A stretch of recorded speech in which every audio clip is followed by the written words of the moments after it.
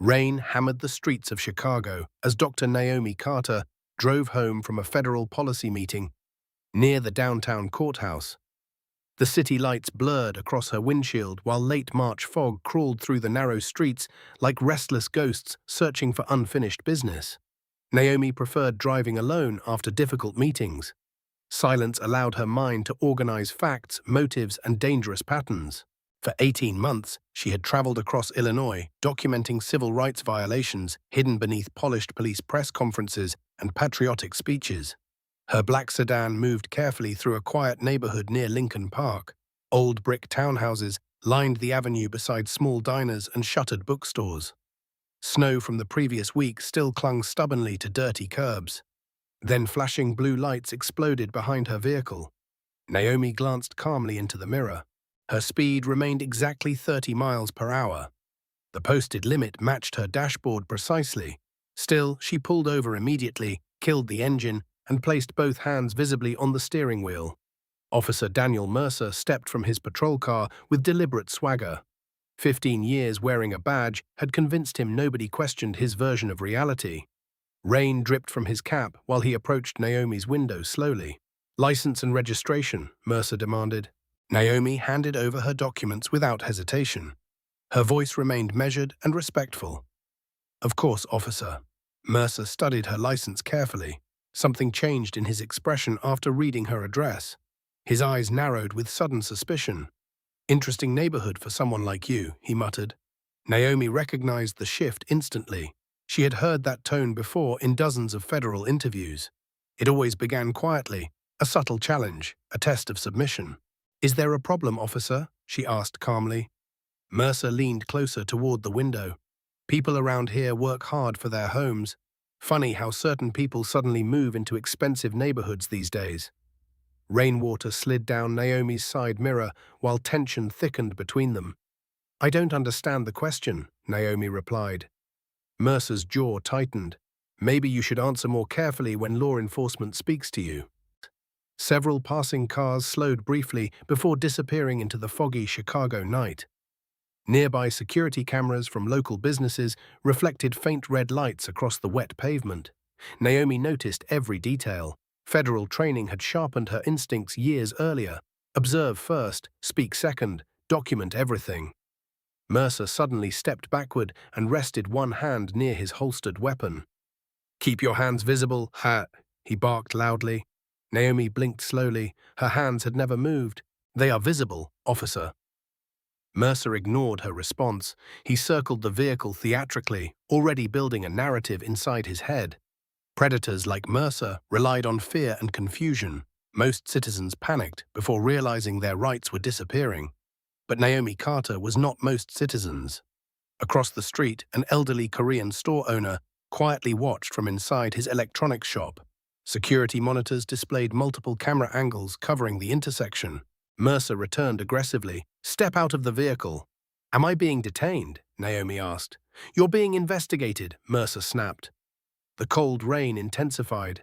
Chicago wind howled between the buildings, while distant train horns echoed across the dark city. Naomi stepped outside carefully, maintaining complete composure. Mercer searched her vehicle without consent, tossing folders across the passenger seat while muttering insults under his breath. Then his eyes landed briefly on Naomi's leather briefcase. Something unreadable crossed his face. "What exactly do you do for work?" he asked. "Public administration," Naomi answered smoothly. "Technically true." Mercer smirked. "Figures." 20 minutes later, he finally issued several fabricated citations before allowing her to leave.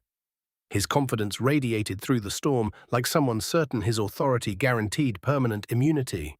But Mercer made one fatal mistake.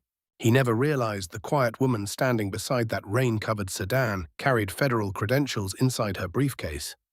And he certainly never imagined his lies were about to trigger the largest Department of Justice corruption investigation Chicago had seen in decades. As Naomi drove away through the freezing rain, her secure government phone vibrated once. A message appeared across the encrypted screen. "Evidence confirmed. Proceed with Phase 2. The next morning, Chicago woke beneath low gray clouds and bitter wind rolling off Lake Michigan. News helicopters circled downtown traffic, while commuters filled crowded sidewalks carrying coffee and private exhaustion. Inside her restored brownstone home near Hyde Park, Dr. Naomi Carter sat alone in her study reviewing surveillance reports beneath warm amber light. Shelves filled with law books and federal commendations surrounded her desk like silent witnesses. Her 16-year-old son, Elijah, entered quietly carrying 2 cups of coffee. "You stayed awake all night again," he said. Naomi accepted the cup with a tired smile. "Some cases don't sleep, sweetheart." Elijah studied the folders spread across her desk: photographs, complaint summaries, body camera transcripts, civil rights violations carefully documented over several years. Officer Daniel Mercer's face appeared repeatedly. "He's worse than the others?" Elijah asked. Naomi leaned back slowly. Outside, bare tree branches scraped against frozen windows. "Mercer learned how to weaponize credibility," she explained. "Those officers become dangerous because courts trust uniforms automatically." She opened a thick federal file marked confidential: 43 citizen complaints, 17 questionable arrests, 9 missing body camera recordings, 3 suspicious internal investigations closed without explanation. Every victim shared similar characteristics: black professionals, affluent neighborhoods, fabricated hostility during traffic stops. Naomi had spent nearly 2 years building the pattern piece by piece. Federal prosecutors needed undeniable evidence before targeting an entire police department. One mistake could destroy the investigation permanently. Her secure phone vibrated across the desk. "Carter," she answered. Assistant Director Michael Reeves spoke carefully from Washington. "Mercer filed charges this morning," Reeves said. "Resisting detention, aggressive behavior toward an officer, threatening statements." Naomi closed her eyes briefly. Exactly predictable. "Body camera footage?" she asked. "Officially corrupted," Reeves replied. "Again." Elijah watched his mother's expression harden. "Court hearings scheduled tomorrow morning," Reeves continued. "The U.S. Attorney approved disclosure authorization if necessary." Naomi glanced toward the rain-streaked windows. "Not yet," she answered. "Mercer still believes he's untouchable. Arrogant officers expose themselves eventually." After ending the call, she opened another video file recovered through federal backup servers. Grainy footage showed Mercer standing beside her vehicle during the stop. The audio remained crystal clear. "People like you always think money changes what you are," Mercer said in the recording. Elijah's face tightened with anger. "How many times has he done this?" "Enough times to believe nobody would challenge him," Naomi replied quietly. A sudden knock interrupted them. Federal investigator Rachel Brooks entered, carrying additional case folders beneath her wool coat. Snowflakes melted across the hardwood floor. "Morning," Rachel said grimly. 3 new witnesses agreed to testify anonymously. Naomi stood immediately. Finally, Rachel removed photographs from her folder: a retired teacher from South Chicago, a real estate broker from Evanston, a former Navy veteran living near Oak Park, all accused falsely by Mercer, all terrified for years. "The veteran lost custody visitation after Mercer's report," Rachel explained softly. "Judge believed the officer automatically." Silence settled heavily across the room. These investigations always carried emotional wreckage beyond statistics. Careers collapsed, families fractured, communities learned to distrust justice itself. Naomi stared toward a framed photograph resting beside her desk lamp. Her late father wearing his Korean War uniform. He had spent 30 years teaching constitutional law in Atlanta before dying from cancer. His favorite phrase still echoed through her memory: "Democracy fails quietly before it collapses loudly." Rachel noticed Naomi drifting into thought. "You okay?" Naomi nodded slowly. "Mercer reminds me why federal oversight matters," she said. "Local corruption survives because ordinary people feel powerless against institutions." Outside, Chicago police sirens echoed faintly through distant traffic. Rachel handed Naomi another sealed envelope. "Internal affairs leak," she explained. "Mercer's supervisors buried misconduct complaints intentionally." Naomi opened the documents carefully. Several signatures immediately caught her attention, including Deputy Chief Harold Bennett, a respected public figure preparing for a mayoral security advisory position. Naomi's expression darkened. The corruption extended higher than expected, far higher. Elijah looked between the adults nervously. This isn't only about one officer anymore, right? Neither woman answered immediately. Snow began falling harder outside, while downtown Chicago disappeared beneath thick white haze. Finally, Naomi spoke. No, she admitted quietly, it never was. At that exact moment, inside the Chicago Police Department headquarters, Officer Daniel Mercer laughed confidently beside fellow officers while signing paperwork against Naomi Carter. He believed tomorrow's courtroom appearance would destroy another citizen. He had no idea federal agents were already preparing warrants carrying his name. Federal courthouse corridors carried a different kind of silence before high-profile hearings. Every polished floor reflected tension. Every whispered conversation hinted at hidden consequences waiting behind closed courtroom doors. Dr. Naomi Carter arrived precisely at 8:30, wearing a charcoal gray suit and dark wool coat against the brutal Chicago cold. Snow drifted across courthouse steps while television reporters gathered outside unrelated proceedings nearby. Nobody recognized her. That anonymity had protected the investigation for 18 months. Inside courtroom 4B, Officer Daniel Mercer sat comfortably beside Assistant State Attorney Leonard Graves. Mercer adjusted his uniform proudly, smiling occasionally toward familiar deputies entering the gallery. Confidence radiated from him. Naomi noticed immediately. Men like Mercer always mistook institutional support for invincibility. Her public defender, Julia Bennett, leaned closer nervously. "The prosecutor seems aggressive this morning," Julia whispered. "Good," Naomi replied calmly. Julia frowned slightly. "Good?" Naomi opened her notebook carefully. Arrogant people reveal themselves faster under pressure. Judge Evelyn Harper entered promptly, her silver-framed glasses reflecting courtroom lights. "State versus Naomi Carter," the clerk announced. Mercer rose first when called to testify. His voice carried practiced authority developed through years of courtroom appearances. "Officer Mercer," Graves began smoothly, "describe the defendant's behavior during the traffic stop on March 15th. Mercer folded his hands confidently. "The defendant became hostile immediately," he claimed. "She refused lawful instructions and reached aggressively toward the passenger compartment several times." Naomi wrote each statement carefully. Every lie mattered. "Did you feel threatened?" Graves asked. "Absolutely," Mercer answered dramatically. "Based on my training and experience, I believed she might retrieve a weapon." Several jurors shifted uneasily. Mercer continued smoothly. "She also implied she had powerful connections capable of harming my career." Another lie. Naomi remained perfectly still. The courtroom clock ticked softly beneath Mercer's fabricated testimony. Outside, snow-battered courthouse windows while downtown Chicago disappeared beneath white fog. "What happened after backup arrived?" Graves continued. "The defendant changed behavior completely," Mercer said. "Typical manipulation. Aggressive initially, cooperative once witnesses appeared." Judge Harper scribbled notes carefully. Mercer noticed and grew bolder. "Frankly, Your Honor, I've encountered similar behavior increasingly often. Certain people believe social status places them above law enforcement authority." Naomi finally looked up.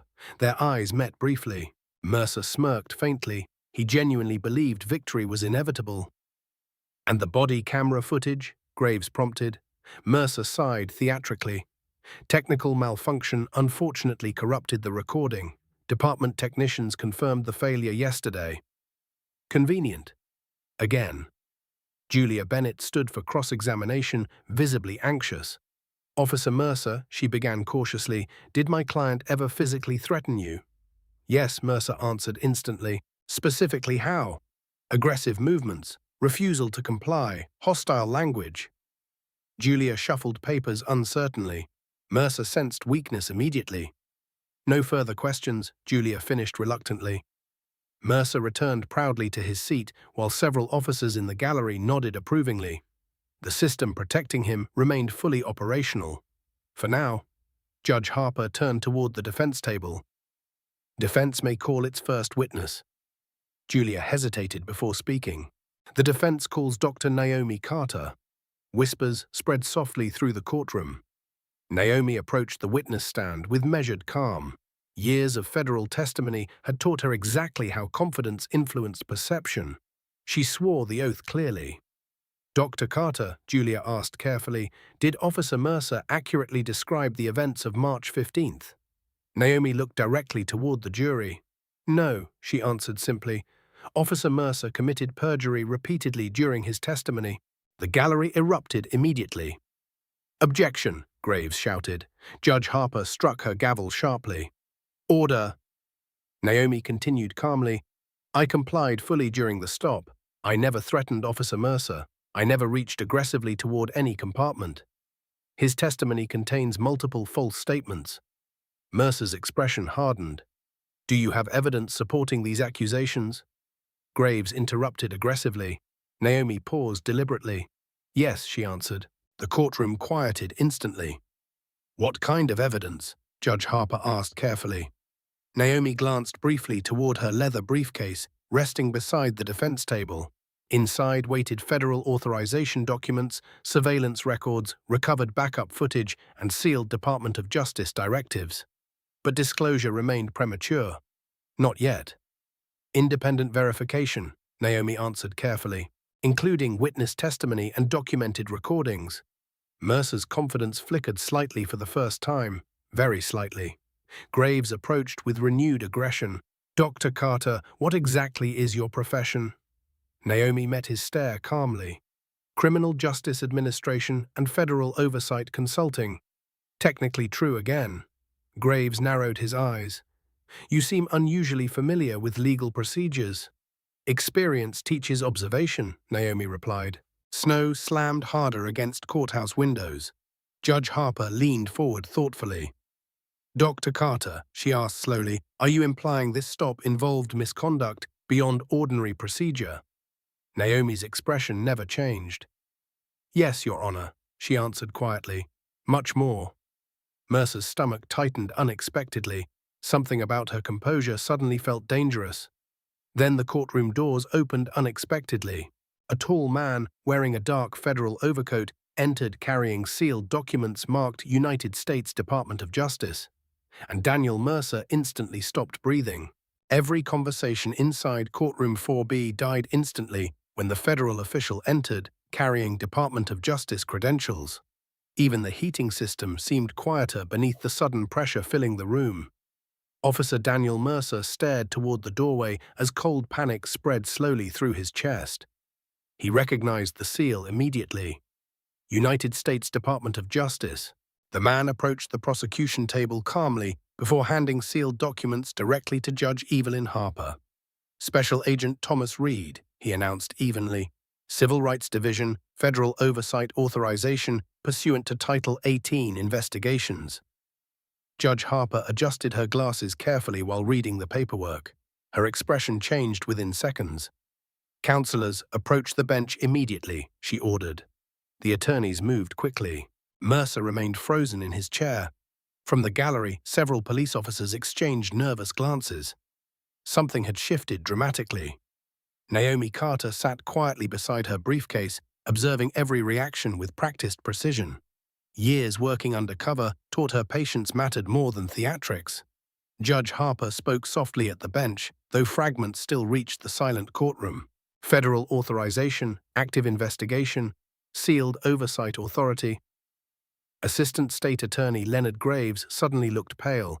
"Your Honor," Graves whispered urgently, "the state had no knowledge of federal involvement." "Apparently," Judge Harper replied sharply. Special Agent Reed handed additional files toward the bench. "The Department of Justice requests immediate preservation of all testimony and evidence entered today," he explained calmly. Mercer's heartbeat hammered violently. He finally looked toward Naomi directly. She returned the stare without emotion. And suddenly he understood. Not fully, but enough. Judge Harper returned to the microphone slowly. "This court will take a 15-minute recess," she announced carefully. "Nobody leaves the building." The gallery erupted into whispers immediately. Reporters outside the courtroom sensed something unusual and gathered rapidly near the hallway entrance. Mercer stood abruptly beside his attorney. "What's happening?" he demanded quietly. His lawyer avoided eye contact. "I don't know yet." But both men already suspected the truth. Across the courtroom, Naomi opened her briefcase carefully for the first time. Inside rested federal credentials, encrypted tablets, surveillance authorizations, and several sealed evidence packages carrying DOJ classification markings. Julia Bennett stared speechless. "Who exactly are you?" she whispered. Naomi finally answered honestly. "Senior federal investigator, Civil Rights Division." Julia nearly dropped her legal pad. "My God!" "The investigation required anonymity," Naomi explained quietly. "Mercer targeted citizens selectively. We needed direct evidence under authentic conditions." Outside the courtroom windows, snow continued falling heavily across downtown Chicago. Special Agent Reed approached Naomi calmly. "Washington-approved disclosure," he said softly. Naomi nodded once. "Good. Mercer already buried himself under oath." Reed glanced toward the officer nervously pacing near the prosecution table. "His supervisors are panicking downstairs. Internal Affairs just received federal seizure notices." Naomi closed the briefcase carefully. "Deputy Chief Bennett?" "Already lawyered up," Reed confirmed. The corruption reached exactly where Naomi feared. Higher command structures. Institutional protection, organized concealment. Judge Harper returned sooner than expected. Her expression carried visible tension now. "Court is back in session," she announced firmly. Everyone hurried into place. Mercer looked suddenly smaller beneath the courtroom lights. Judge Harper addressed Naomi directly. "Dr. Carter, based on federal disclosures provided during recess, this court requests clarification regarding your official status." Complete silence followed. Naomi stood slowly. "My name is Dr. Naomi Carter," she began evenly. "Senior federal investigator assigned to the United States Department of Justice, Civil Rights Division." Gasps exploded across the gallery. Mercer's face lost all color instantly. Naomi continued calmly. "For 18 months, I have operated undercover investigating patterns of unconstitutional policing practices within multiple Illinois jurisdictions, including the Chicago Police Department." Graves sank slowly into his chair.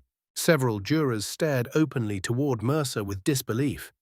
Judge Harper folded her hands carefully. "Are you stating this traffic stop became part of an active federal investigation?"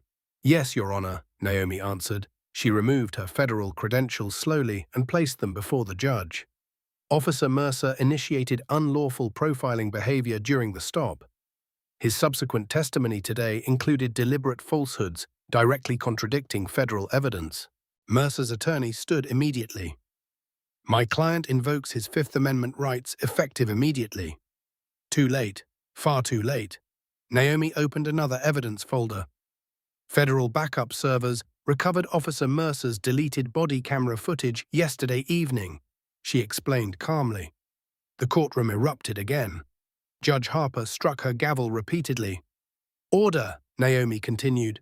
"Additionally, independent surveillance recordings and witness testimony confirm Officer Mercer fabricated multiple statements under oath this morning." Mercer suddenly stood shaking. "This is insane," he snapped desperately. "You set me up." Naomi faced him directly. "No, Officer Mercer," she replied quietly. "You exposed yourself." The statement landed harder than shouting ever could. Judge Harper looked toward the federal agent. "Special Agent Reed, is the Department of Justice seeking jurisdiction?" "Yes, Your Honor," Reed answered. "Potential civil rights violations, obstruction of justice, evidence tampering, and federal perjury concerns now apply." Mercer collapsed slowly back into his chair. Outside the courtroom hallway, television crews rushed into position while courthouse staff whispered frantically. Chicago had awakened expecting an ordinary traffic hearing. Instead, a federal corruption case was detonating publicly in real time. And Naomi Carter still had not revealed the most devastating evidence yet. Federal agents quietly sealed the courtroom exits while snowstorms buried downtown Chicago beneath white silence. Television crews crowded courthouse hallways outside, sensing history unfolding behind locked wooden doors. Inside courtroom 4B, Officer Daniel Mercer sat motionless beside his attorney. Sweat glistened across his forehead. Despite the freezing temperature, his confidence had vanished completely. Judge Evelyn Harper reviewed federal documents carefully beneath sharp fluorescent lights. "Dr. Carter," she said finally, "the court requests presentation of the recovered evidence referenced by the Department of Justice." Naomi rose calmly. "Yes, Your Honor." Special Agent Thomas Reed connected a secure federal tablet to courtroom monitors while every person inside watched breathlessly. The recovered body camera footage appeared instantly, timestamp March 15th, 8:32 p.m. The video showed Naomi sitting calmly inside her sedan exactly as described earlier. Hands visible, voice steady, full cooperation. Then Mercer's recorded voice filled the courtroom speakers. "Interesting address for someone like you," he said. Several jurors exchanged disturbed glances. The footage continued. "People from your background suddenly move into wealthy neighborhoods and expect special treatment," Mercer added aggressively. Naomi never raised her voice, never moved threateningly, never resisted. Every statement Mercer delivered under oath collapsed publicly in real time. Judge Harper's expression hardened visibly. Mercer's attorney lowered his head slowly. Then the most damaging moment arrived. On screen, Mercer stepped outside camera range briefly while speaking quietly into his radio. "I'm writing her up," he muttered. "These people only understand pressure." The courtroom erupted. "Order!" Judge Harper shouted sharply, but outrage spread too quickly. Several spectators stood angrily before federal marshals restored calm. Naomi remained composed beside the evidence monitor. She had witnessed similar moments before. Truth carried enormous emotional weight once finally exposed. Special Agent Reed switched to another file. "Recovered departmental communications," he explained. A chain of internal police messages appeared on screen. Deputy Chief Harold Bennett.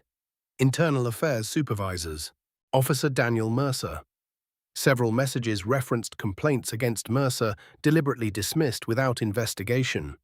One message froze the courtroom completely. "Keep Mercer clean," Bennett wrote months earlier. "City leadership doesn't need racial controversy during election season." Judge Harper removed her glasses slowly.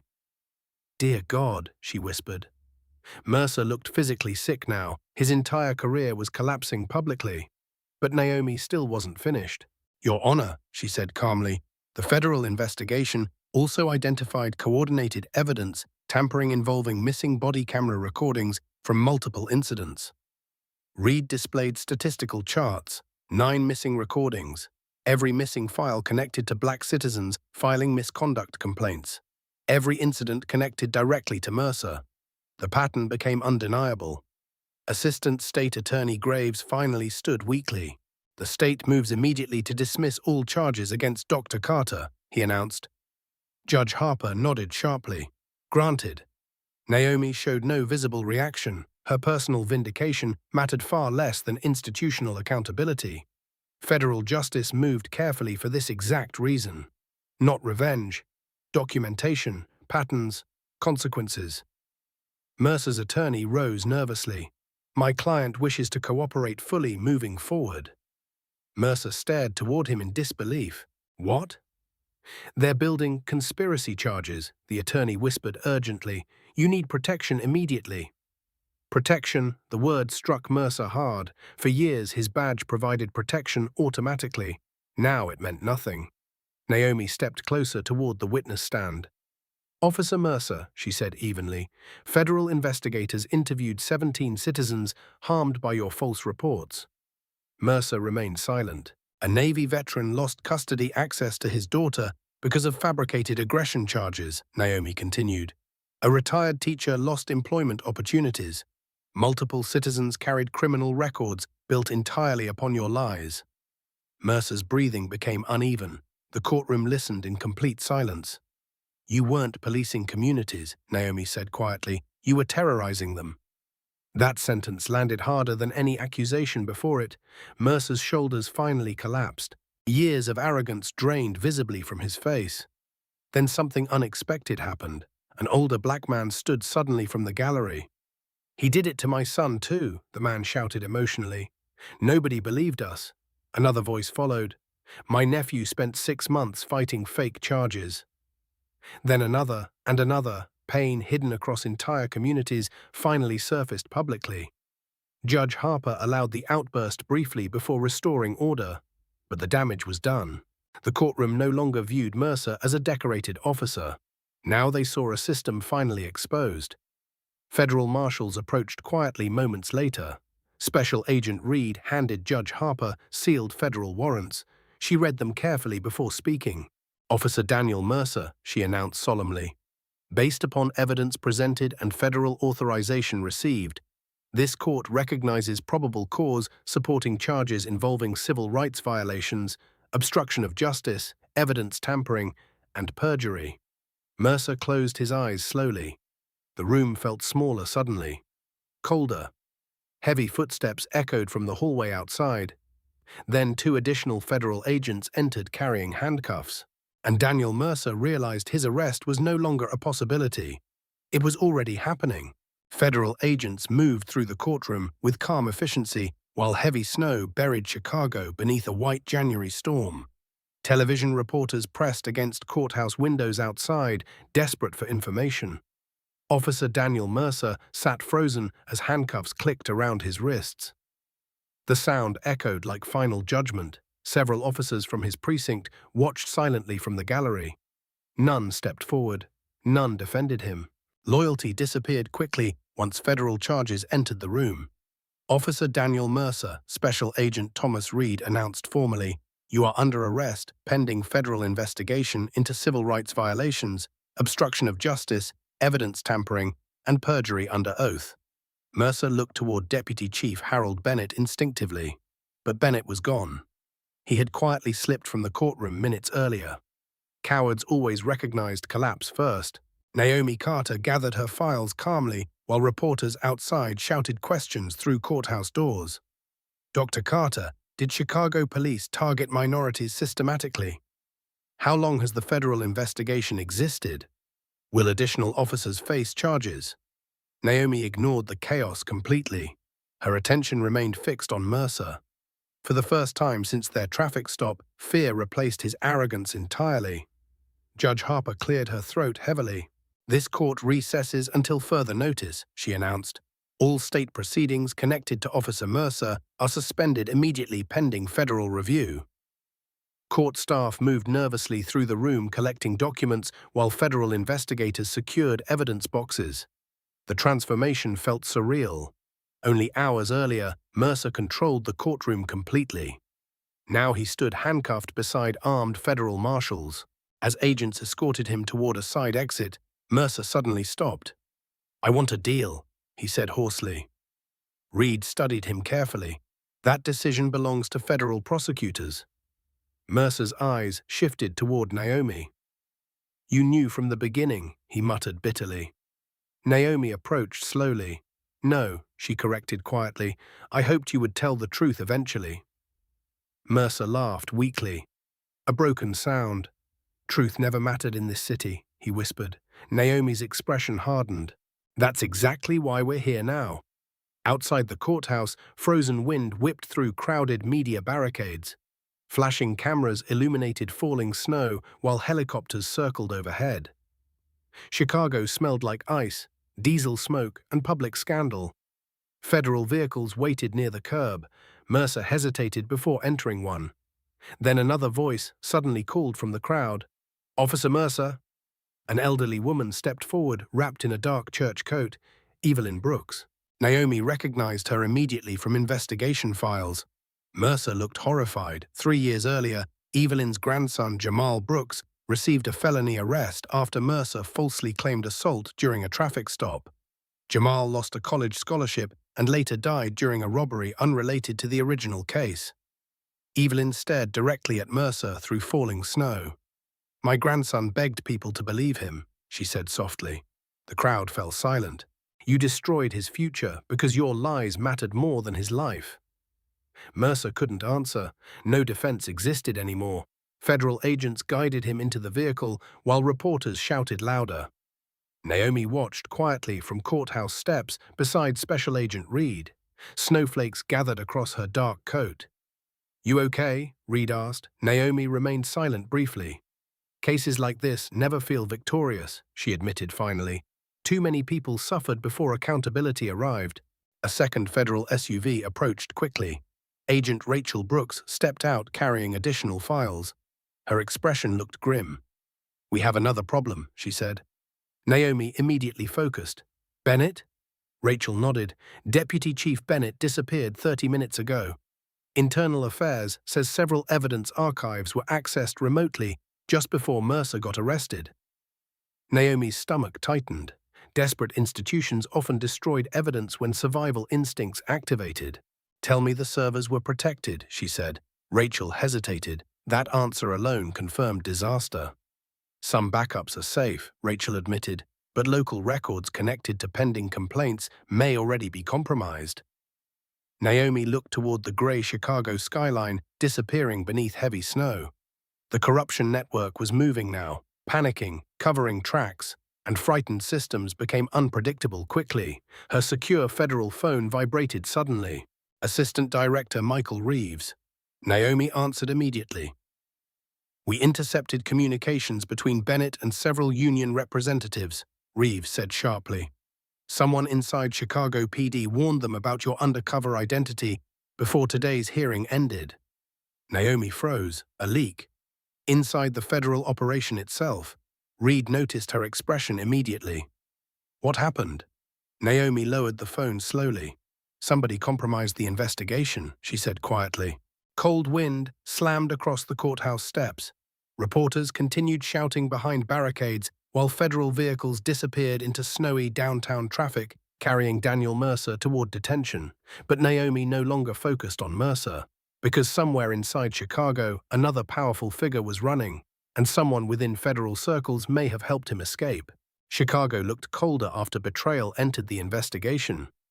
Snow covered abandoned train platforms and frozen alleyways, while sirens echoed across the south side like distant warnings nobody fully understood. Dr. Naomi Carter sat inside a secured federal operations room beneath the Dirksen Federal Building. Computer monitors illuminated exhausted faces while investigators reviewed damaged evidence logs. Somebody had compromised the case, and somebody powerful enough to access federal schedules knew exactly where to strike. Agent Rachel Brooks paced beside a digital evidence board. "Bennett cleared his condo before agents arrived," she reported. "Neighbors saw him leaving with luggage around noon." Naomi studied the board silently.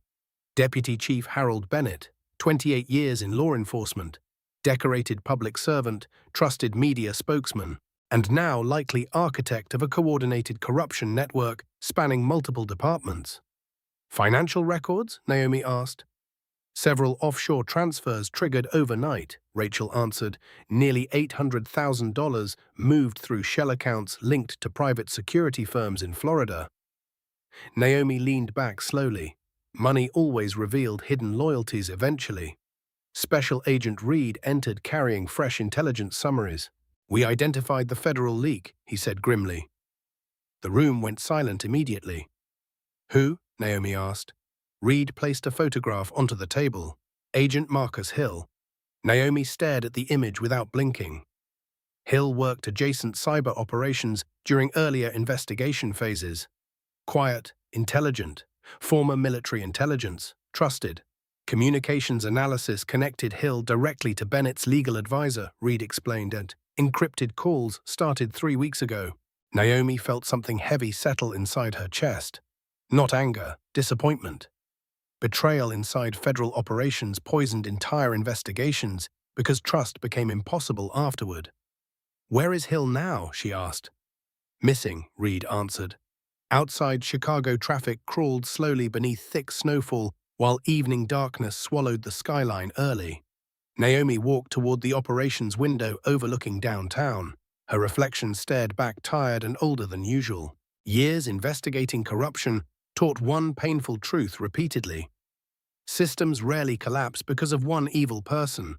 They collapse because too many decent people stay silent while corruption spreads quietly. Rachel approached carefully. "You think Bennett runs alone?" Naomi shook her head. "No. Mercer was operational muscle. Bennett handled institutional protection. Hill managed information leaks." She paused, "But someone above Bennett funded everything." The room fell silent again. "Political influence." union pressure, private contracts. Chicago carried long memories of corruption buried beneath polished public speeches. Naomi's secure phone vibrated suddenly. Unknown number, she answered cautiously. Dr. Carter, a nervous male voice whispered. They're deleting witness files tonight. Naomi immediately straightened. Who is this? I work records division, the caller said quickly. Bennett ordered complaint archives destroyed before federal seizure teams arrive tomorrow morning. South Holstead Storage Facility, basement level. The line disconnected instantly. Reed moved closer. Trace it. An analyst already worked frantically across nearby keyboards. Naomi grabbed her coat immediately. We're going now. 30 minutes later, federal SUVs cut through snowy streets towards South Holstead Avenue. Wind blasted across abandoned warehouses while industrial smokestacks disappeared into darkness.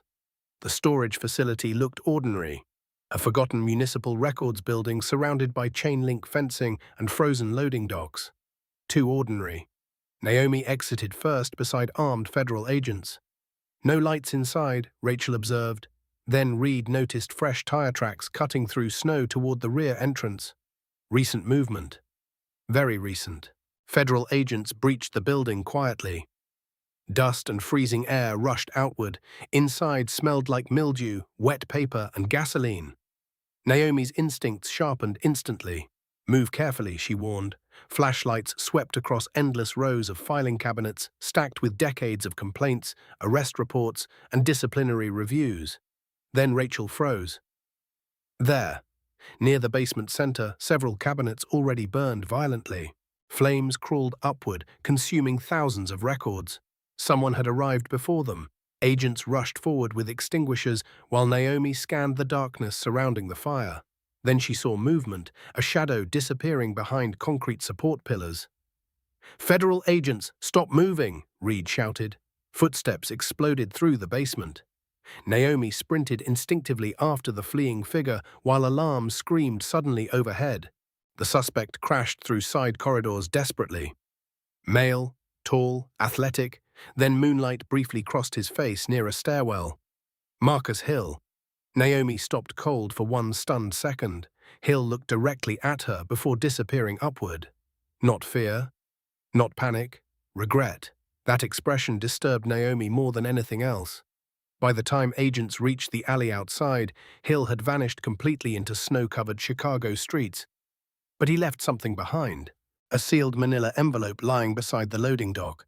Naomi opened it carefully beneath swirling snow.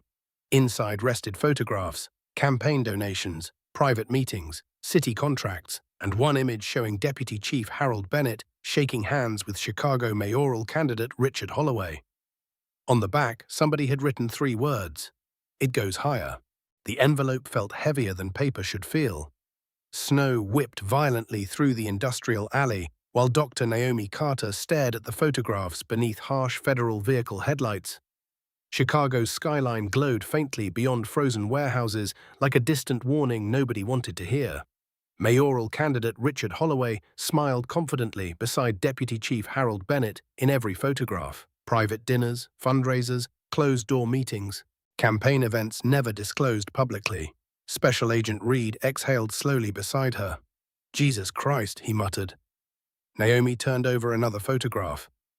This one showed Marcus Hill standing near Bennett outside a downtown hotel 6 months earlier. The timestamp aligned exactly with sealed evidence transfers connected to the federal investigation. Hill had been compromised long before Mercer ever stopped her vehicle.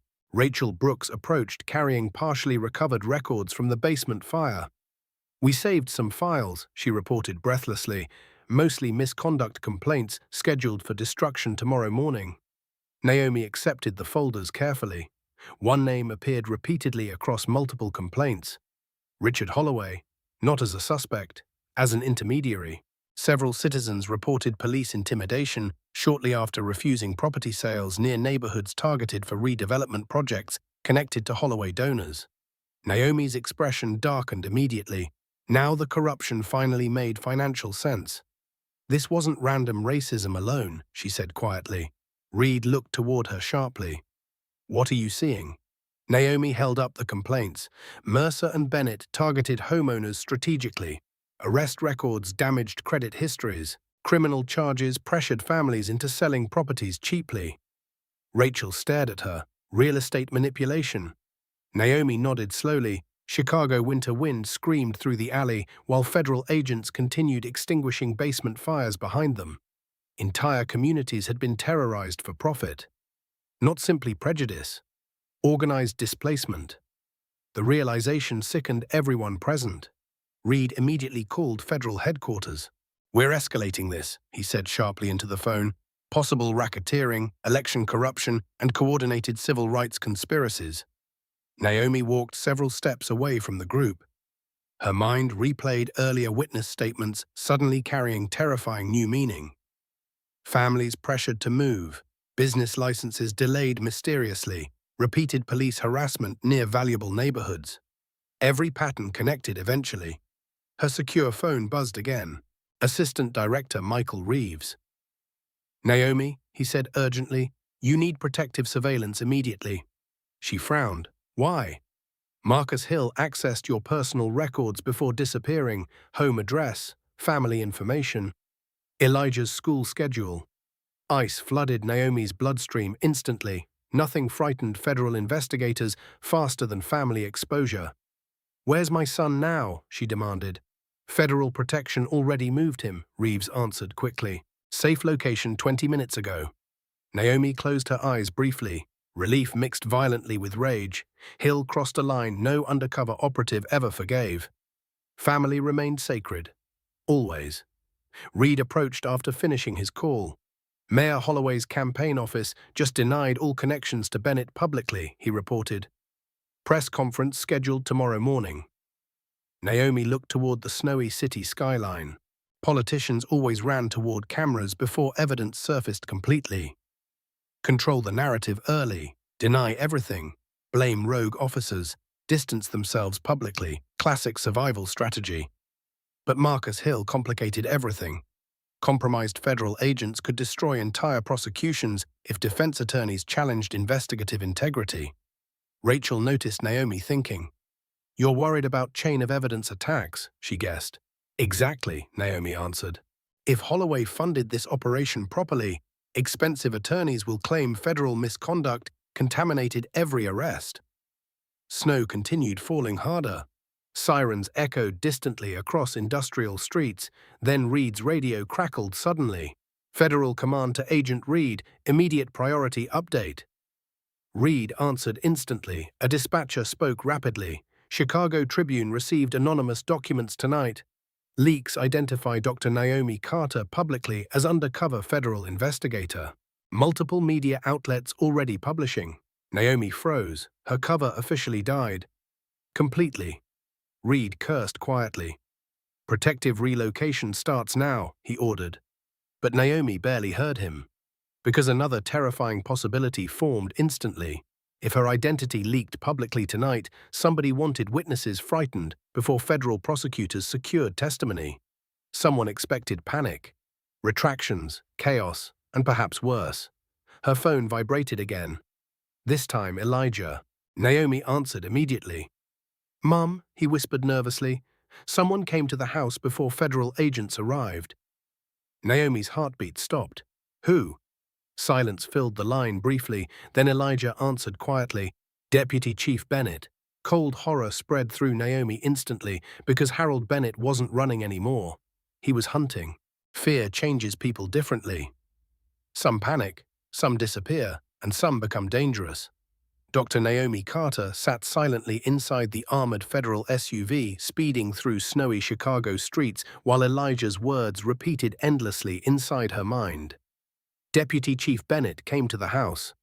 The city blurred outside beneath flashing emergency lights and frozen darkness. Downtown towers vanished behind storm clouds while police scanners crackled non-stop across federal radios. Special Agent Reed drove aggressively through traffic.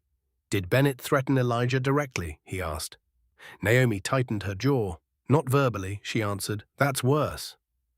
Men like Bennett understood psychological intimidation better than explicit threats. They survived decades inside corrupt systems by mastering subtle fear. Rachel Brooks turned from the passenger seat.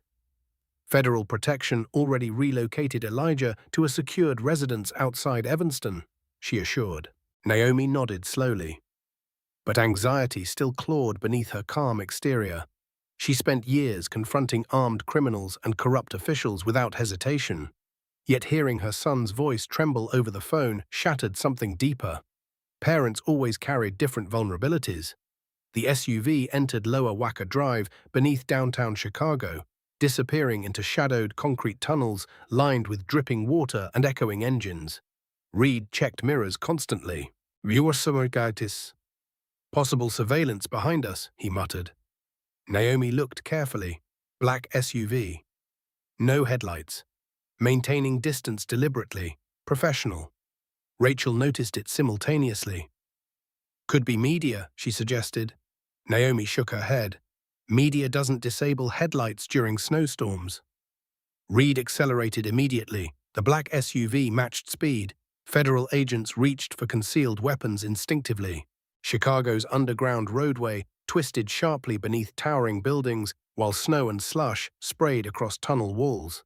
Then the pursuing vehicle suddenly closed distance. "Too fast, too aggressive. Brace!" Reed shouted. The impact exploded violently against the federal SUV's rear quarter panel. Metal screamed. Rachel slammed sideways into the dashboard while Naomi grabbed overhead handles instinctively. The pursuing SUV rammed them again, harder. Reed fought desperately for control across icy pavement. "They're trying to spin us." Naomi looked backward briefly. Tinted windows, no visible plates, professional attack, not random intimidation. The black SUV surged beside them suddenly. A masked driver glanced toward Naomi, then another impact smashed directly into their side. Glass shattered across the interior. Federal agents drew weapons immediately. Reed swerved sharply toward an emergency exit ramp. The vehicles burst upward from underground tunnels into blinding snowfall near the Chicago River. Traffic scattered chaotically. Horns screamed. The pursuing SUV accelerated again. Rachel fired once through shattered rear glass. The attackers fell back briefly, then disappeared suddenly into cross-traffic. Gone. Reed continued driving several blocks before stopping beneath an elevated train line. Everyone breathed heavily inside the damaged vehicle. Snow drifted through broken windows. Naomi checked Rachel first, minor bleeding near her forehead. Nothing fatal. "You okay?" Naomi asked. Rachel nodded shakily. Whoever they were, they knew our route exactly. Another leak, another betrayal. Reed slammed his fist against the steering wheel. Somebody inside federal coordination keeps feeding information outward. Naomi stared silently through falling snow.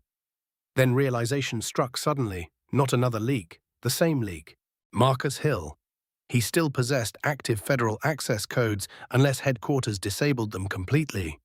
And if Hill coordinated directly with Bennett, their movements remained predictable. Her secure phone buzzed again. Unknown encrypted number. Naomi answered cautiously. Static crackled briefly. Then Marcus Hill spoke quietly. "You need to disappear tonight." Every federal agent inside the SUV froze. "Where are you?" Reed demanded. Hill ignored him completely. "Bennett isn't controlling this operation anymore," Hill continued. "Holloway activated private contractors after Mercer got arrested." Naomi's voice hardened.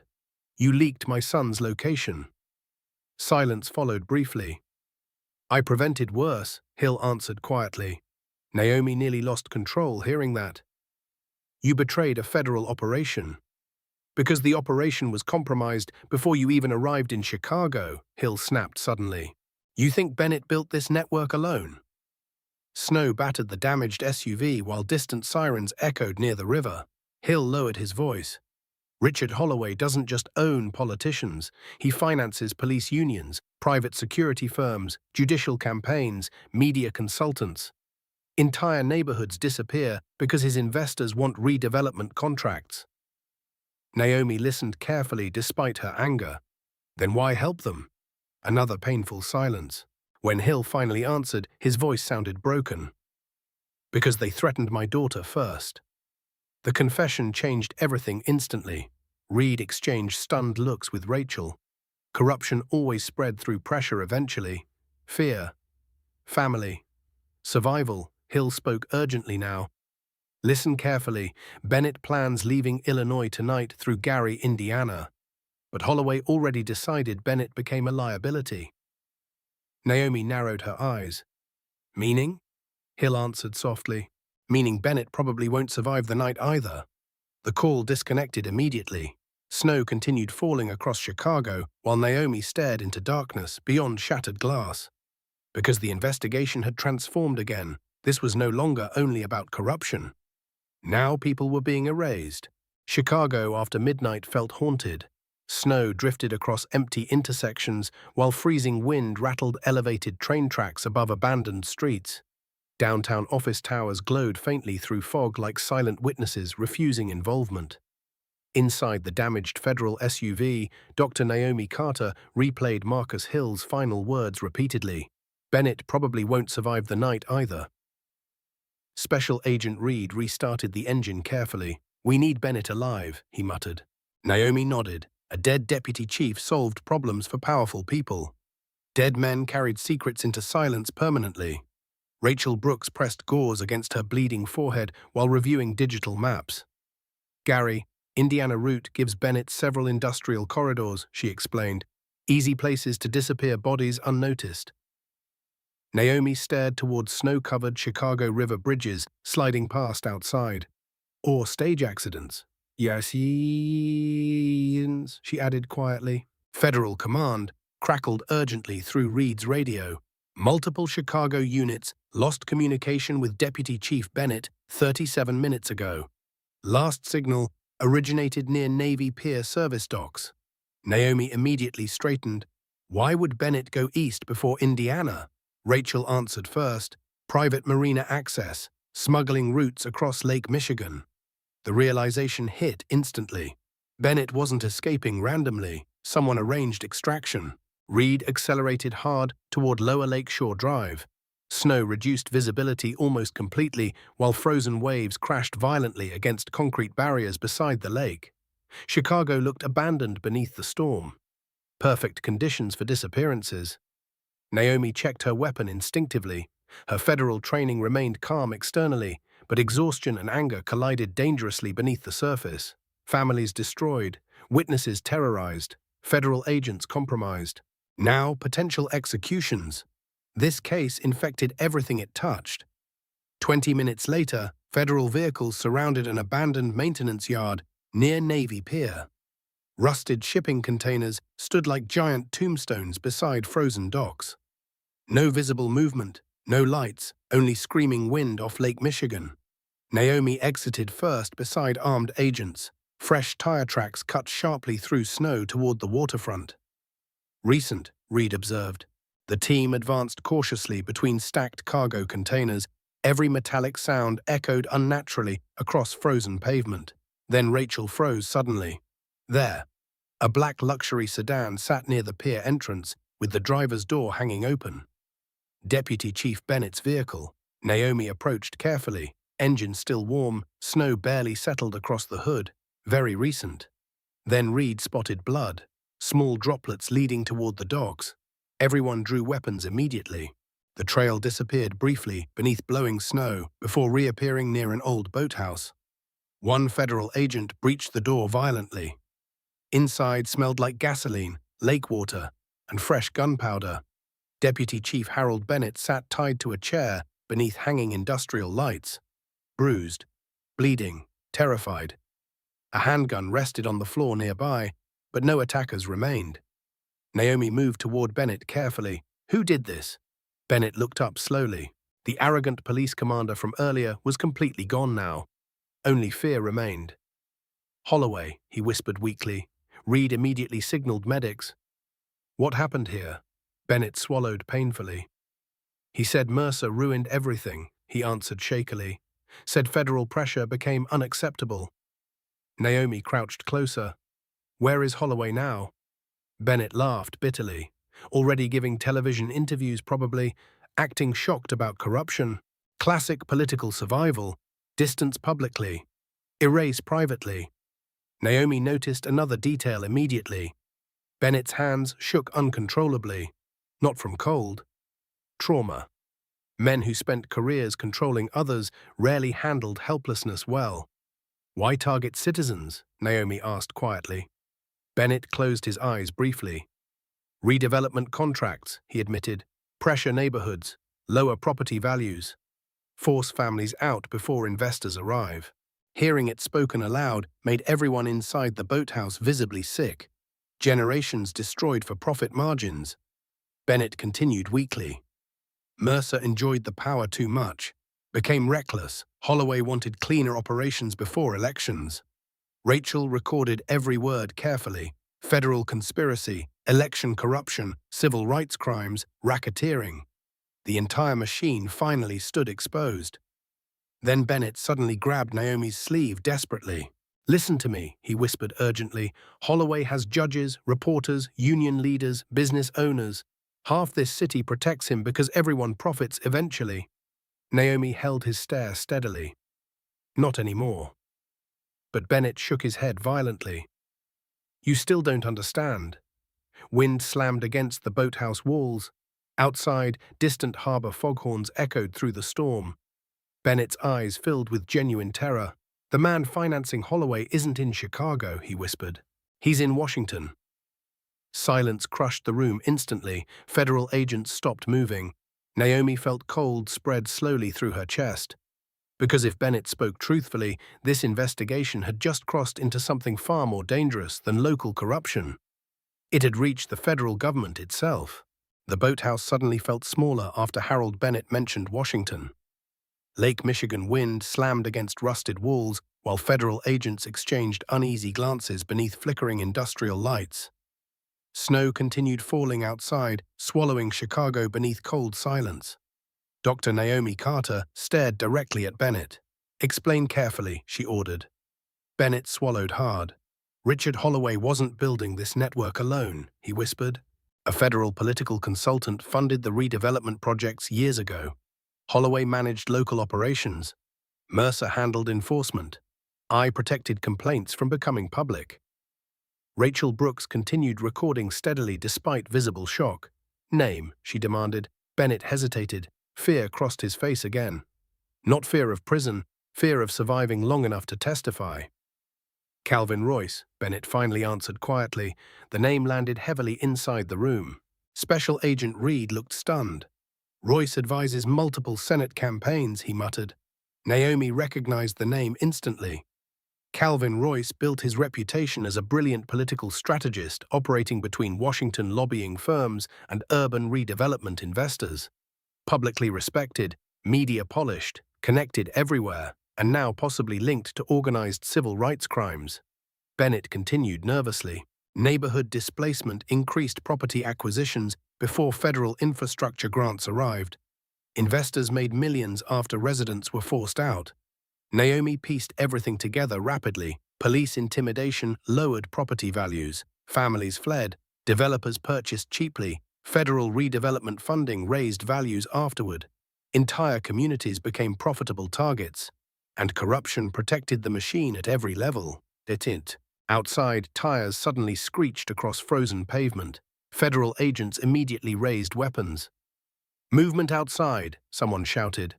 Lights flashed briefly through cracked boathouse windows. Then automatic gunfire exploded across the docks. Glass shattered violently. Everyone dropped instantly. Naomi pulled Bennett behind metal storage crates while agents returned fire toward the waterfront. Bullets ripped through wooden walls. Snow and splinters filled the freezing air. "How many shooters?" Reed yelled. "At least 3. Another burst tore through hanging lights overhead, plunging half the boathouse into darkness. Bennett shook uncontrollably beside Naomi. "I told you," he whispered desperately, "they erase problems." Naomi checked her weapon calmly, despite chaos erupting around them. This attack confirmed everything. Someone powerful wanted Bennett silenced permanently. Federal radios crackled with overlapping commands, while agents moved tactically through darkness. Outside, shadowed figures advanced carefully between cargo containers, using the storm for cover. Professional operators, not street criminals. Rachel fired twice through broken windows. One attacker collapsed into snow near the docks. The others kept moving. Disciplined. Trained. Then Naomi noticed something terrifying. One gunman ignored federal agents entirely. He moved directly toward Bennett. Execution priority. Naomi reacted instantly. She pulled Bennett downward just before bullets ripped through the crate behind them. Wood exploded across the floor. Bennett screamed. Naomi fired back immediately. The attacker retreated behind steel pillars. Reed shouted into his radio, "Officer down requests, federal agents under active assault." But response times during blizzards remained terrible. They were temporarily alone. Another explosion suddenly rocked the far side of the boathouse. Fuel containers ignited instantly. Flames climbed upward across old wooden beams. Smoke spread rapidly. The attackers were escalating. Burn the building, destroy evidence, eliminate witnesses. Naomi grabbed Bennett aggressively. "Can you move?" He nodded weakly. Federal agents formed defensive positions while guiding everyone toward rear exits through thick smoke. Outside, the docks had transformed into a war zone. Snow mixed with firelight and gunpowder beneath screaming wind off Lake Michigan. Then Naomi saw one attacker clearly near the waterfront, not masked. Marcus Hill. He wasn't firing. Instead, Hill aimed directly toward another gunman preparing to shoot Reed from behind. 2 shots cracked sharply. The gunman dropped instantly. Hill looked toward Naomi across swirling snow. "Move now," he shouted. Everything froze briefly. Hill had just saved federal agents. Then more headlights appeared near the docks, additional vehicles, more attackers. Hill's expression changed immediately. "They're not mine," he yelled. "Mine." The word revealed everything. Hill had infiltrated the operation independently tonight, not fully aligned with either side anymore, a desperate man trapped between corruption and survival. Reed grabbed Naomi's arm. "We have to go." Federal reinforcements finally approached distantly through the storm. Sirens echoed closer. But the attackers understood timing perfectly. They began retreating immediately. Professional, efficient, temporary objective failed. One final vehicle sped away through snow-covered docks before agents reached visual range. Then silence returned gradually beneath crackling fire and heavy wind. Naomi turned toward Hill, but he was already gone, again. Only fresh footprints remained leading toward the frozen harbor. Bennett collapsed beside federal medics, coughing violently from smoke inhalation. Before losing consciousness completely, he grabbed Naomi's sleeve one final time.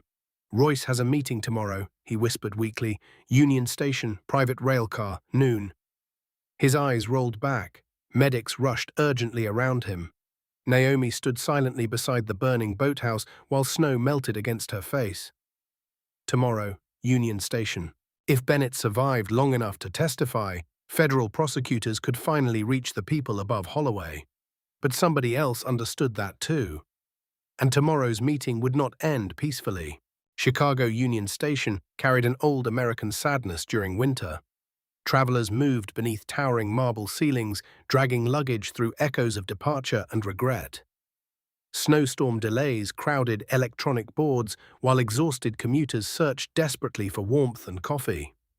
At 11:45 a.m., Dr. Naomi Carter entered through the eastern concourse wearing a dark wool coat and federal earpiece hidden beneath her hair. Union Station looked ordinary. That made it dangerous.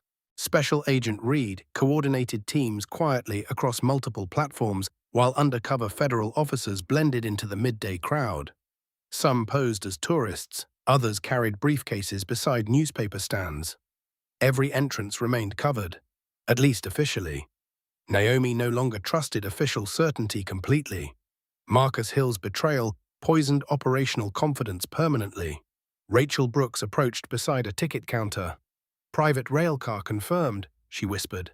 "Leased through a lobbying firm connected to Calvin Royce." Naomi glanced toward Platform 12. An elegant silver railcar waited separately from passenger lines near restricted boarding gates. Old money, political privilege, invisible power hidden behind polished appearances.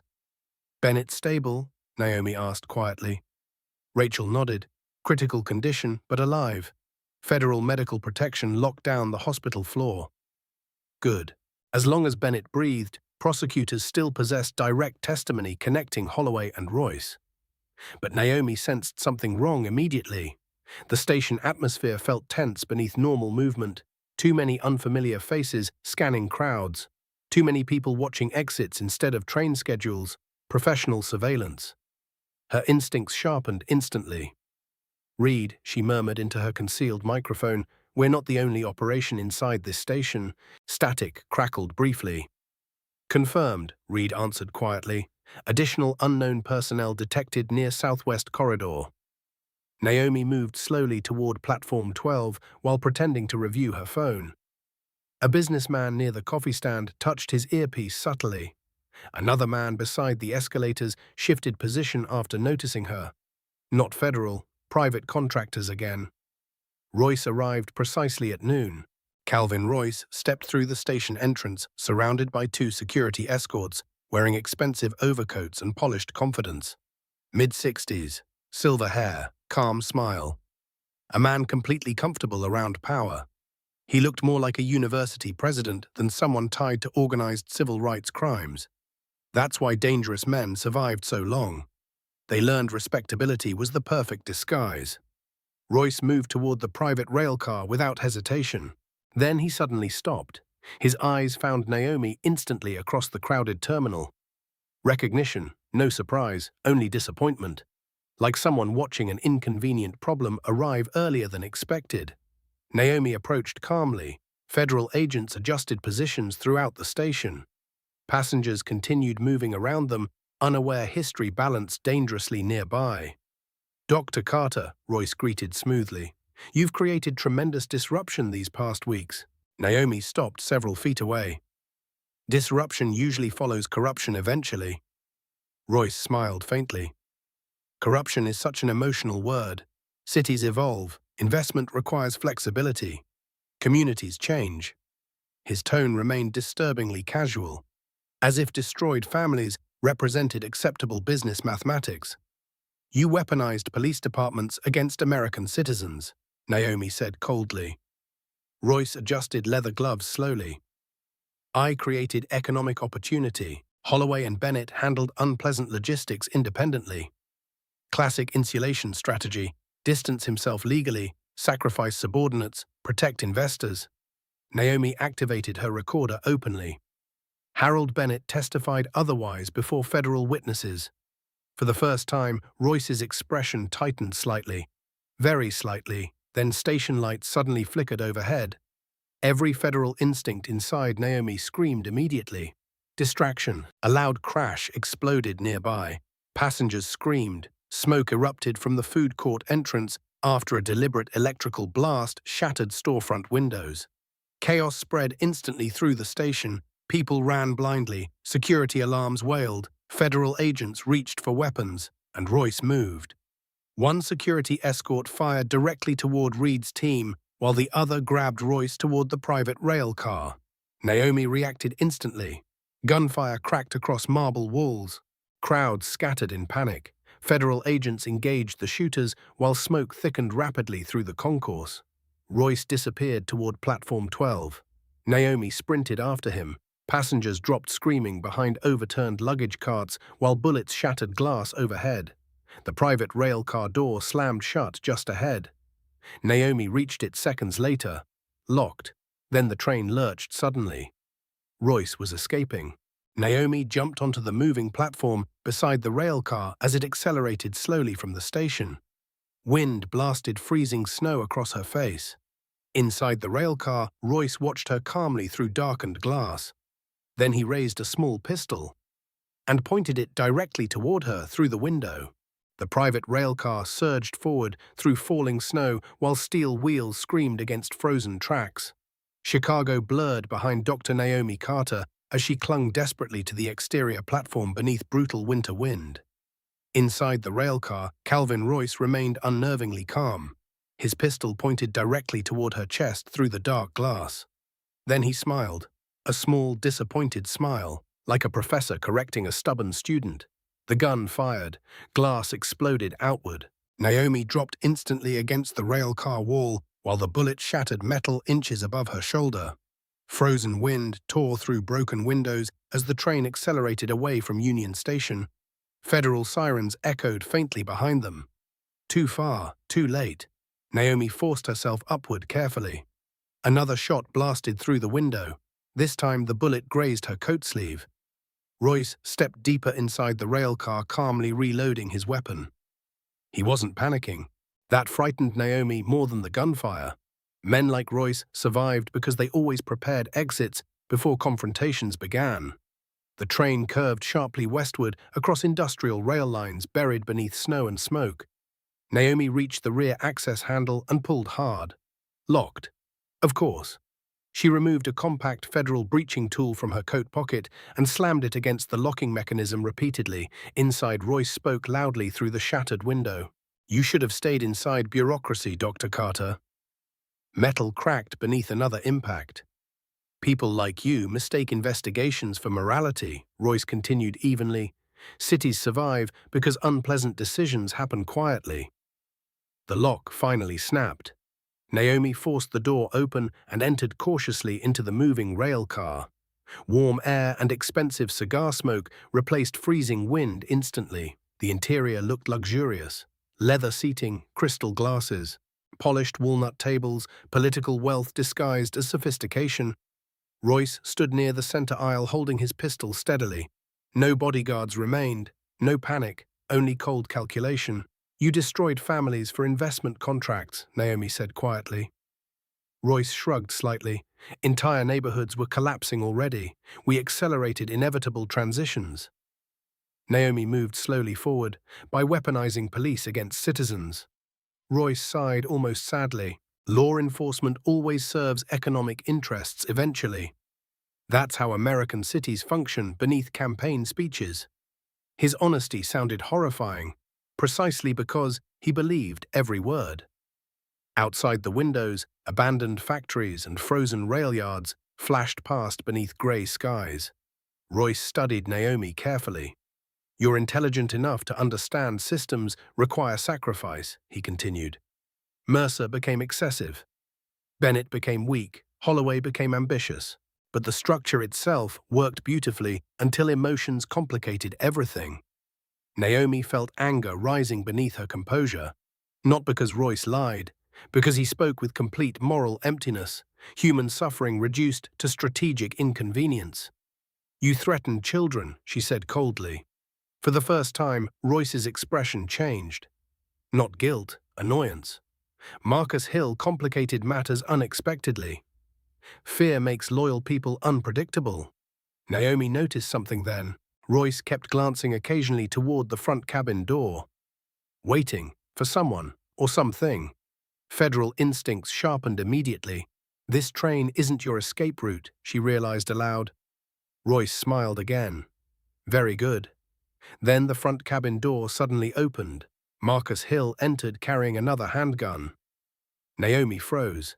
Hill looked exhausted, bruised, haunted. Snow melted across his dark coat, while train vibrations rattled beneath their feet. Royce relaxed visibly. "Finally," he said calmly. "I was beginning to doubt your judgment." Hill said nothing. His weapon remained lowered toward the floor. Naomi studied him carefully. Something felt wrong. Royce continued confidently. "You see, Dr. Carter, people always choose survival eventually. Ideals collapse quickly once family becomes vulnerable." Hill's jaw tightened. Royce noticed. "Did federal protection relocate your daughter safely?" he asked casually. The question changed everything instantly. Naomi saw it happen across Hill's face. Not fear, rage, pure rage. Royce misunderstood completely. He believed leverage still worked. Hill slowly raised his weapon, not toward Naomi, toward Royce. Royce's confidence finally cracked. "Marcus," he warned sharply. Hill's voice trembled slightly. "You promised my daughter would stay untouched if I leaked schedules only." Royce's expression hardened. Circumstances evolved. Those two words sealed his fate. Hill fired instantly. The shot thundered through the luxury rail car. Calvin Royce staggered backward against polished tables, blood spreading across his expensive overcoat. Naomi reacted immediately. She lunged toward Royce's weapon while Hill stood frozen, breathing heavily. The train roared westward through frozen industrial Chicago. Royce collapsed slowly into a leather seat. Still alive, barely. Blood stained the polished floor beneath him while distant federal sirens grew louder outside.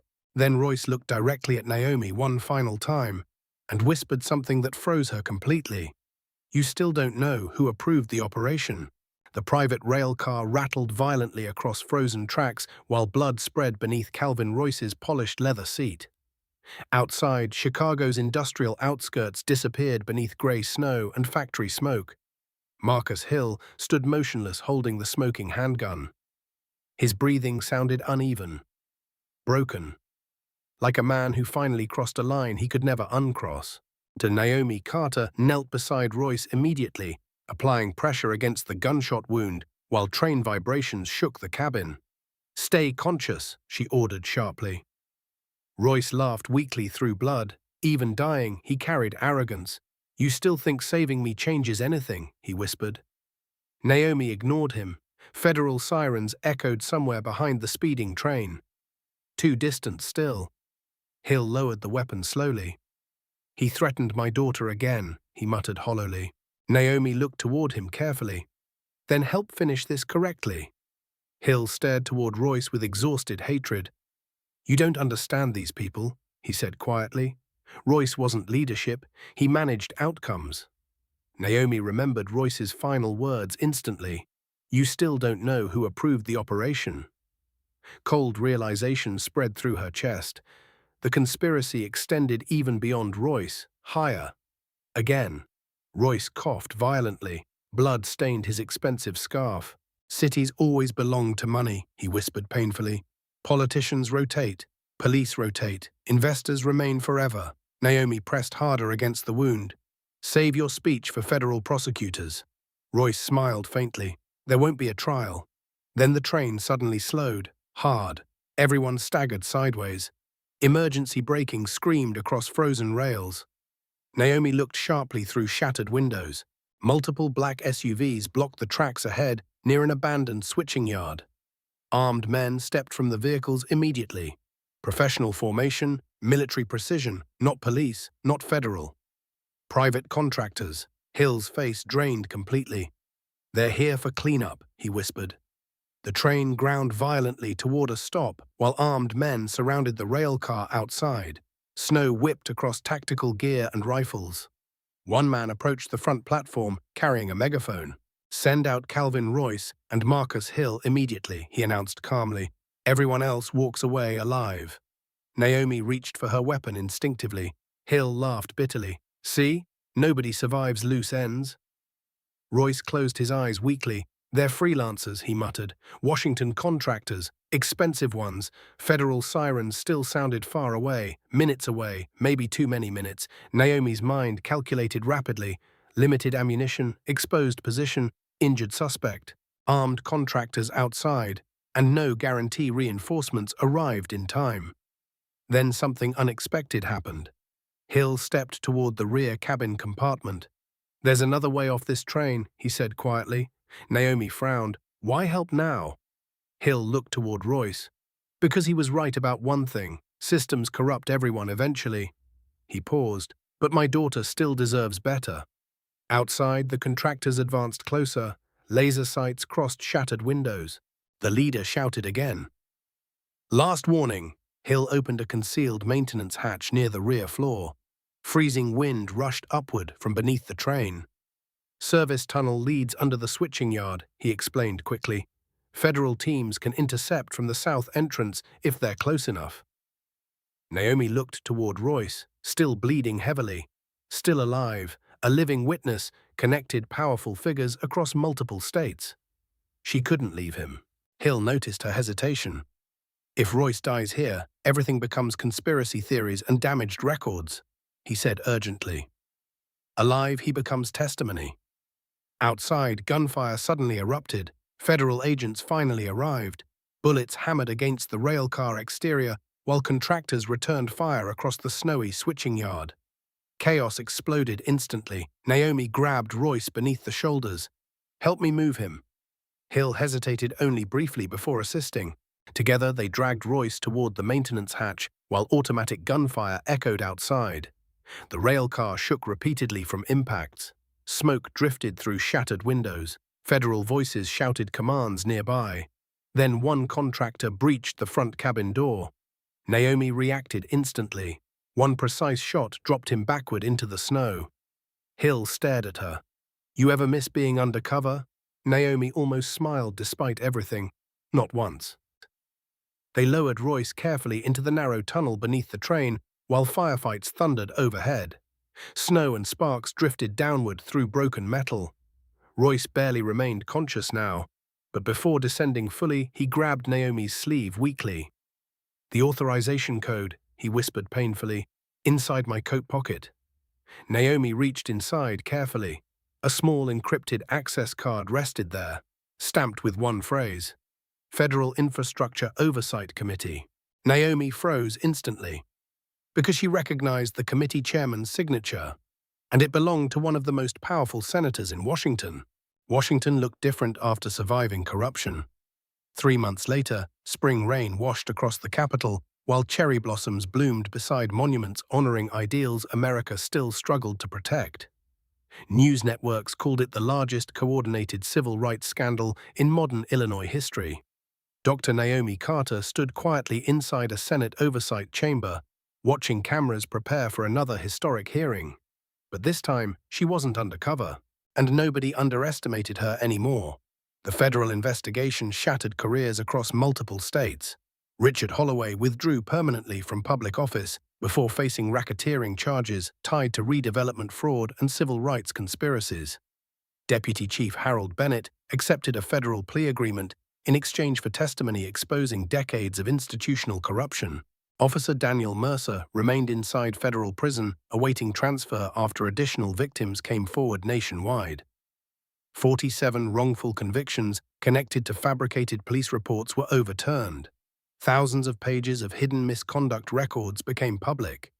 Entire neighborhoods once targeted for forced displacement received federal restitution funding. But victories like these never arrived cleanly.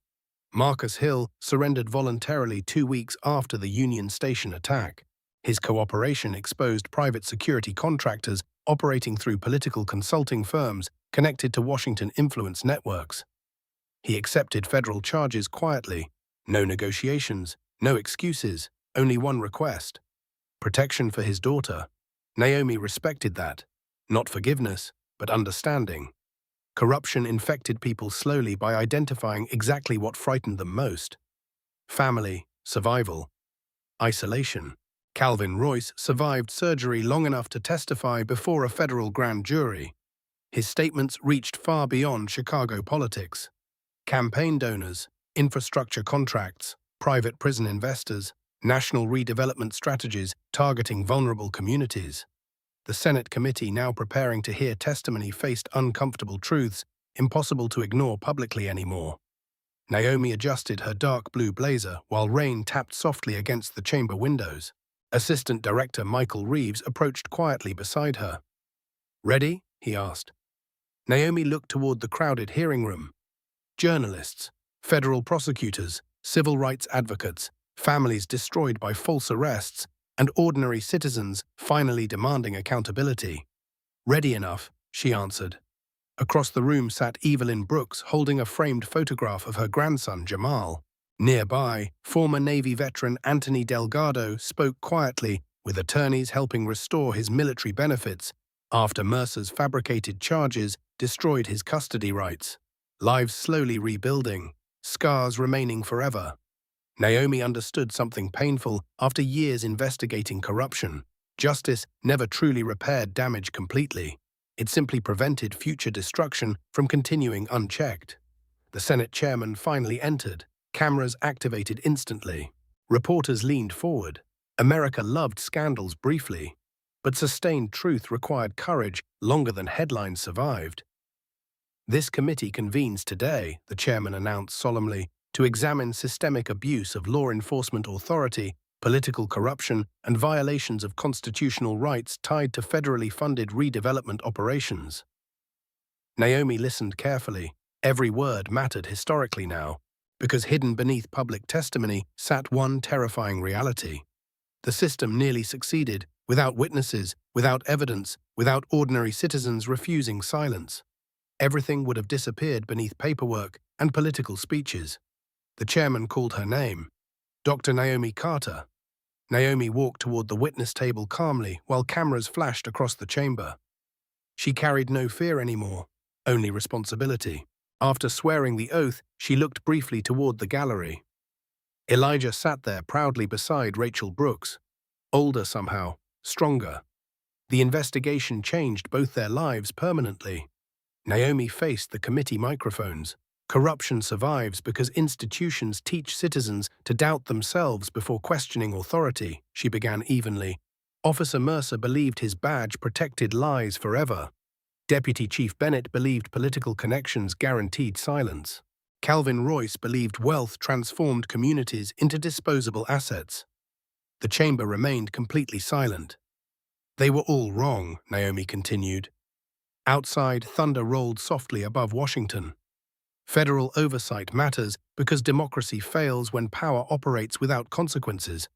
The Constitution means nothing if ordinary Americans fear the very systems designed to protect them. Several senators shifted uncomfortably. Good. Discomfort meant truth reached the correct people. Naomi paused briefly before concluding. This investigation began with one traffic stop during a Chicago snowstorm, but it revealed something larger than individual corruption. It exposed what happens when institutions prioritize profit, politics, and image over human dignity. She looked directly toward the cameras. Justice survives only when people refuse to stay silent after witnessing abuse. The chamber erupted into applause despite Senate protocol. Not political applause, human applause. The kind born from relief after truth finally breaks through years of fear. Later that evening, Naomi stood alone outside the Capitol beneath clearing skies. Washington monuments glowed softly across rain-covered streets while distant traffic hummed peacefully. Elijah joined her quietly. "Dad would have been proud today," he said. Naomi smiled gently. "He would have reminded us the work never ends." Because it didn't. Somewhere, new corruption already waited beneath polished speeches and expensive promises. But tonight, at least, people remembered something important. Badges did not erase truth. Power did not erase accountability. And ordinary citizens still possessed voices capable of changing history. Naomi looked toward the Capitol one final time before walking into the night beside her son. The storm had finally passed. But the lesson remained. Truth survives longest when brave people document it carefully. Subscribe to the channel, leave a comment, and share this video.